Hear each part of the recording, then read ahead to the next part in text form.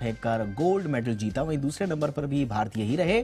भारत के जेना किशोर 87.54 मीटर लंबा भाला फेंककर सिल्वर मेडल अपने नाम करते हुए नजर आए। तो यानी कि गोल्ड और सिल्वर दोनों भारत की झोली में। और हमारी सहयोगी किरण ने इस दौरान बातचीत की नीरज चोपड़ा से। 2018 में जब एशियन गेम्स हुए थे और उसके बाद जब 2023 में एशियन गेम्स हो रहे हैं तो उसमें बदलाव क्या है? बदलाव ये है कि आज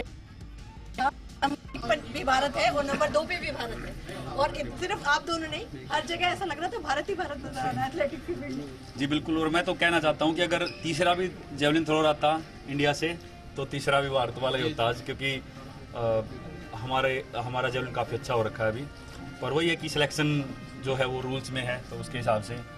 पर ऑल ओवर एथलेटिक्स में भी जिस तरीके से मेडल पे मेडल आ रहे थे, गोल्ड सिल्वर ब्रॉन्ज, तो बहुत अच्छा लग रहा था। आपका कंपटीशन चल रहा था तभी साथ में और मेडल्स आते जा रहे थे, आपको पता चल रहा था उस वक्त क्या फीलिंग हो रही थी? इधर भी इंडिया का नेशनल फ्लैग नजर आ रहा था, दूसरी तरफ भी फ्लैग। हाँ बिल्कुल, मैं देख रहा था जब अविनाश और हमारे जो 2 इंडियन दौड़ रहे थे, और फिर उसके बाद रिले भी देखी हमने, गर्ल्स की रिलेज देखी, तो साथ में पता लग रहा। लेकिन हाँ ये है कि उस टाइम पे फोकस ज़्यादातर अपने कंपटीशन पे रहता है, थोड़ा ध्यान उधर भी था। पहले ही मेरा थोड़ा सा वो डिसीजन की वजह से गड़बड़ था, तो फिर भी ध्यान था मेरा उस तरफ। आपने उसकी बात की, मैं अगला सवाल ये पूछने वाली थी, हुआ क्या था? हम लोग देख रहे थे, हमें कुछ समझ नहीं आया, 20 मिनट तक आपकी इतनी अच्छी थ्रो गई, हम लोग सोच रहे थे हुआ क्या? आप बताएं कि एग्जैक्टली वहाँ हुआ क्या? मैं वेट कर रहा था, क्योंकि थ्रो करके मैं अपने बैग के पास आ गया और मैं अपना जैकेट वगैरह डाल रहा था, तो मैं वेट कर रहा था कितना डिस्टेंस है।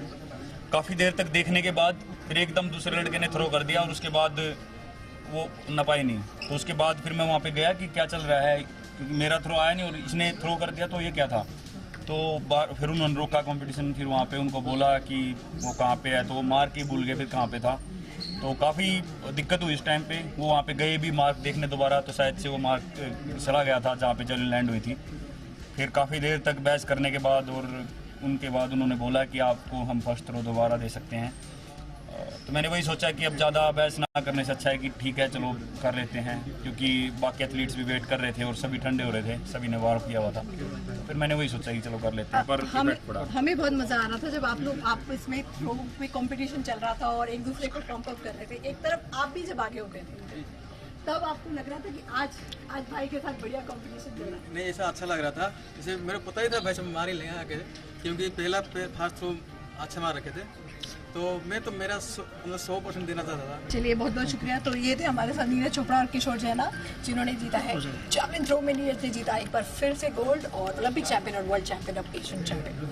कैमरा पर्सन शंकर शर्मा के साथ किरण चोपड़ा, ज़ी मीडिया।